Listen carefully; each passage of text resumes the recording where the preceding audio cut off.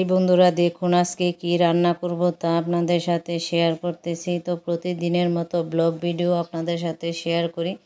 তো আজকে আম নিয়েছি, তো আম দিয়ে কি রান্না করব, আর পুঁই শাক নিয়েছি। পুঁই শাক দিয়ে কি আম দিয়ে রান্না করব কিনা তা আপনাদের সাথে শেয়ার করতেছি। তো দেখতে হলে পুরাটা ভিডিওর সাথে থাকতে হবে। তো এই যে গুঁড়া মাছ আর আলু আর পুঁই শাক তো একসাথে দিয়ে দিতেছি বন্ধুরা। তো আজকে কীভাবে রান্না করি দেখুন। তো এই যে স্বাদ মতো লবণ দিয়ে দিচ্ছি বন্ধুরা। তো এর মধ্যে রসুন বাটা দিয়ে দিয়েছি বন্ধুরা, হলুদ দিয়ে দিয়েছি পরিমাণ মতো,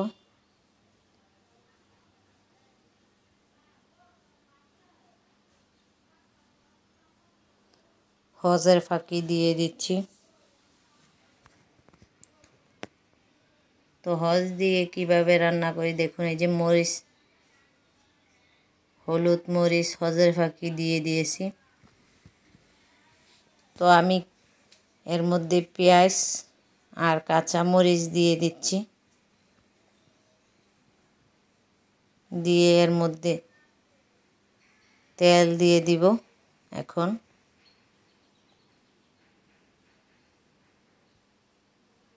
তো বন্ধুরা তেল দিয়ে দিচ্ছি।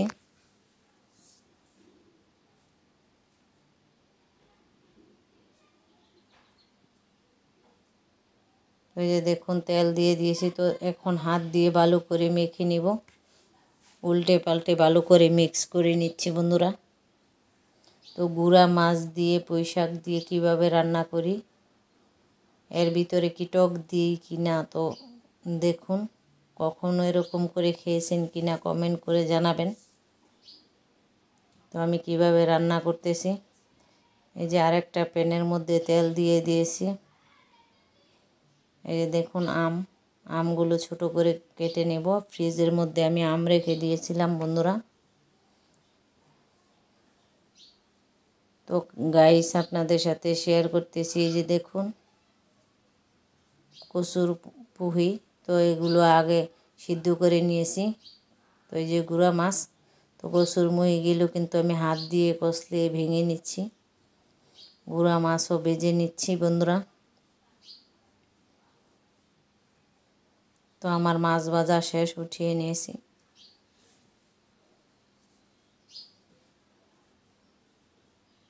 এর মধ্যে কাঁচা মরিচ আর পেঁয়াজ দিয়ে দিয়েছি। তো এর মধ্যে স্বাদ মতো লবণ দিয়ে দিচ্ছি, রসুন বাটা দিয়ে দিচ্ছি, হলুদ দিয়ে দিচ্ছি 1 চামচ পরিমাণে, 1.5 চামচ পরিমাণে হলুদ দিয়েছি, 1 চামচ মরিচের ফাঁকি দিয়ে দিয়েছি। তো হজের ফাঁকি দিয়ে দিচ্ছি 1 চামচ পরিমাণে।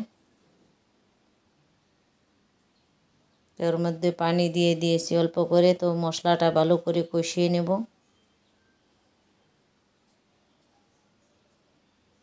তো এই যে পুঁই শাক দিয়ে কিন্তু আলু দিয়ে গুঁড়া মাছ দিয়ে রান্না করতেছি। তো একদম টাটকা গুঁড়া মাছ, কিন্তু গুঁড়া মাছ দিয়ে পুঁই শাক দিয়ে কিন্তু খেতে অসাধারণ লাগে। পুঁই শাক কাদের পছন্দ কমেন্ট করে জানাবেন। তো এই যে দেখুন কচুর মুখিগুলো দিয়ে দিচ্ছি মশলা কষিয়ে। তো এগুলো এখন ভালো করে কষিয়ে নেব,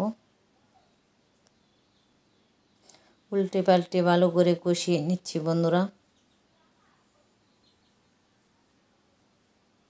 তো দেখুন এই যে ভালো করে কিন্তু কষিয়ে নিয়েছি। তো আমার কষানো কিন্তু হয়ে গেছে। তো এর মধ্যে পানি দিয়ে দিচ্ছি। তো কচুর মুহি দিয়ে কিন্তু আমার মেয়েদের খুব পছন্দ, মেয়েরা খুব পছন্দ করে কচুর মুখি খেতে, কিন্তু অসাধারণ লাগে।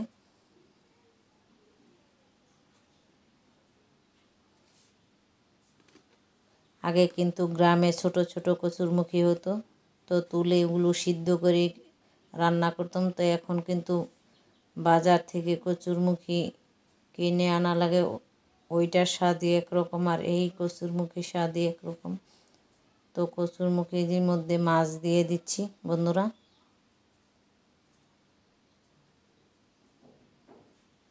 তো ভেজে রাখা মাছগুলো দিয়ে দিচ্ছি।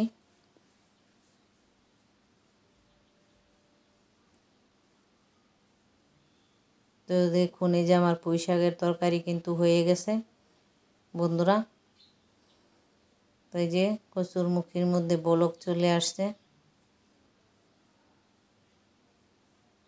তো এই যে আমগুলো ছোট ছোট করে কেটে রেখেছিলাম, তো ওগুলো দিয়ে দিচ্ছি।